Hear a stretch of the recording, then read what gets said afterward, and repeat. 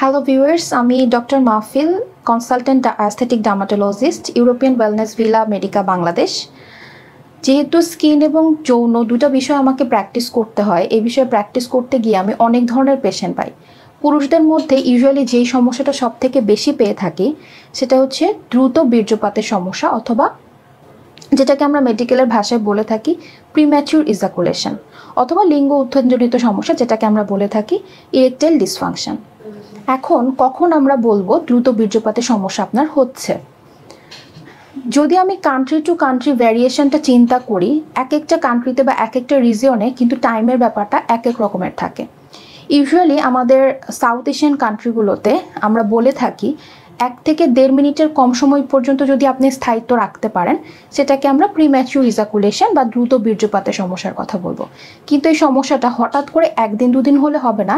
টানা যদি আমরা দেখি যে এটা আপনার 5-6 মাস ধরে টানা 1 থেকে 1.5 মিনিটের থেকেও কম সময় আপনি পাচ্ছেন, সেটাকেই আমরা প্রিম্যাচিউর ইজাকুলেশন বলবো। এখন কোয়েশ্চেন, কি কি কারণে এই প্রবলেমটা হয়? অনেকগুলো কারণই আছে।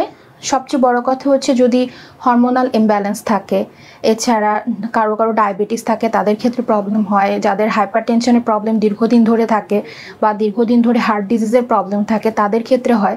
এছাড়া অনেকে অনেক ধরনের ওষুধ খান, যেমন অ্যান্টিসাইকোটিক ড্রাগস, তাদের ক্ষেত্রেও এই ধরনের প্রবলেম হতে পারে। তাছাড়া একটা বড় কারণ হচ্ছে আমাদের দেশের ছেলেরা যারা ইউজুয়ালি কাজ করেন, কর্মব্যস্ত জীবনযাপন করেন, এছাড়াও অনেক ধরনের স্ট্রেসের মধ্য দিয়ে যান। এসব স্ট্রেস বা ডিপ্রেশন বা ওয়ার্কলোড, এগুলোও কিন্তু দ্রুত বীর্যপাতের কারণ হতে পারে। এছাড়া আরেকটা কমন কারণ হচ্ছে যারা খুব রেগুলার বেসিসে অ্যালকোহল বা স্মোকিং করছেন, তাদের ক্ষেত্রেও এই ধরনের প্রবলেম হতে পারে। এখন আসি, দ্রুত বীর্যপাত হলে করণীয় কী বা এটার কী ধরনের ট্রিটমেন্ট আছে? ভয় পেয়ে যাওয়ার কিছু নাই। হয়তো আপনার মনে হচ্ছে প্রথম যে এই ধরনের প্রবলেম হয়ে গেলে আপনার ম্যারিড লাইফে অনেক ধরনের ইম্প্যাক্ট পড়বে বা কারো কারো ক্ষেত্রে ডিভোর্সও হয়ে যায়। কিন্তু সবচেয়ে বড় কথা হচ্ছে এখন কিন্তু দ্রুত বীর্যপাত বা প্রিম্যাচিউর ইজাকুলেশনের অনেক ধরনের আধুনিক ট্রিটমেন্ট আছে। একটা সময় হয়তো আমরা ডক্টররা বিভিন্ন ধরনের মেডিসিন সাজেস্ট করতাম, বাট মেডিসিনগুলোতে হয় কি, যখন আপনি মেডিসিনটা খাচ্ছেন তখনই আপনি উপকার পাচ্ছেন, পরবর্তী সময় আর পাচ্ছেন না।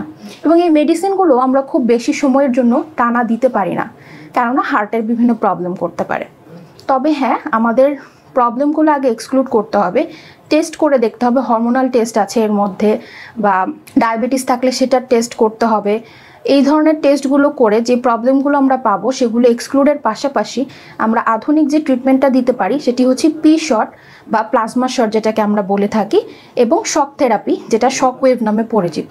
পি শট এবং শক ওয়েভ সব থেকে আধুনিক এবং সব থেকে ইফেক্টিভ ট্রিটমেন্ট, যেটা থেকে আমরা 100% ইফেক্টিভ রেজাল্ট আশা করতে পারি। এখন অ্যাজ আ ডক্টর আমি আপনাকে কখনো গ্যারান্টি দিতে পারবো না, গ্যারান্টি দেওয়া একমাত্র উপরওয়ালার কাজ। কিন্তু আমরা যেটা বলে থাকি 100 জনের মধ্যে 90 জনেরই কিন্তু ভালো রেজাল্ট পাওয়া যায় এবং সুস্থতা কামনা করা যায়। এর মধ্যে দেখা যায় যাদের একটু আর্লি এজে আসেন তারা ভালো রেজাল্ট খুব তাড়াতাড়ি পেয়ে যান, যারা হয়তো একটু লেট এজে আসছেন তাদের রেজাল্টটা পেতে একটু সময় লাগে।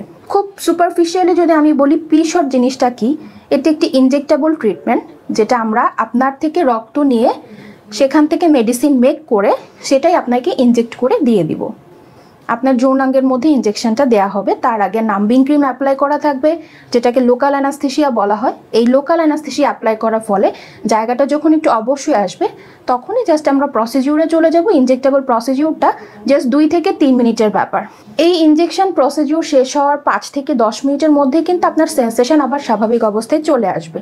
সো এটা বলা যায় নেয়ার পেইন ফ্রি একটা ট্রিটমেন্ট, এবং যেহেতু আপনার সেন্সেশনটা চলে আসছে আপনি আবার আপনার স্বাভাবিক জীবনযাপন করতে পারবেন। এখন অনেকে প্রশ্ন করে, ডক্টর আমি আজকে ট্রিটমেন্ট নিলে আজকেই কি শারীরিক মিলনে যেতে পারবো? আপনি যখন ট্রিটমেন্টটা নেবেন, নেওয়ার পরে যদি আপনার কাছে কোনো প্রবলেম মনে না হয়, আপনি চাইলে সেদিনেও শারীরিক মিলনে যেতে পারেন, অথবা একদিন গ্যাপ দিয়ে, যেটা ভালো হয়, একদিন গ্যাপ দিয়ে পরের দিন থেকে আপনি শারীরিক মিলনে যান। এরপর দিন যেদিন আমরা ইনজেকশন ট্রিটমেন্টটা দেই তারপর দিন ইউজুয়ালি আমরা শক থেরাপিটা দিয়ে থাকি। এখন কথা হচ্ছে যে ইনজেকশন ট্রিটমেন্ট বা শক থেরাপি আমরা কয়টা সেশন পর্যন্ত দিতে পারবো? এগুলো একটি সেশন বেসড ট্রিটমেন্ট।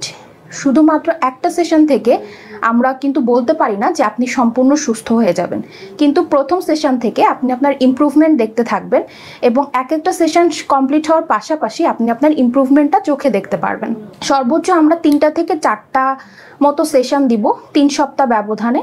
এর মধ্যে যদি আপনি আপনার ইমপ্রুভমেন্ট পান, দেন বলে থাকি যে এই সমস্যাটা সম্পূর্ণরূপে সমাধান হয়ে গেছে। খুব অল্প সময়ের মধ্যে আমি চেষ্টা করেছি একটা ব্রিফ আইডিয়া দেওয়ার জন্য।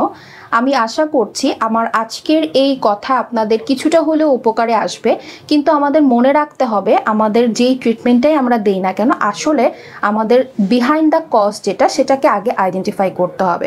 পি-শট বা শকওয়েভের পাশাপাশি যে কজটা আমরা আইডেন্টিফাই করলাম সেই কজের ট্রিটমেন্ট আমাদের পাশাপাশি চলতে থাকবে। এভাবে যদি চলতে থাকে ইরেকটাইল ডিসফাংশন বা প্রিম্যাচুর ইজাকুলেশন, যেটাকে আমরা দ্রুত বীর্যপাত বলি, এটা এখনকার সময়ের তেমন কোনো বড় সমস্যাই নয়। আপনাদের সবার সুস্থতা কামনা করে আমি আজকের মতো এখানেই শেষ করছি। ধন্যবাদ।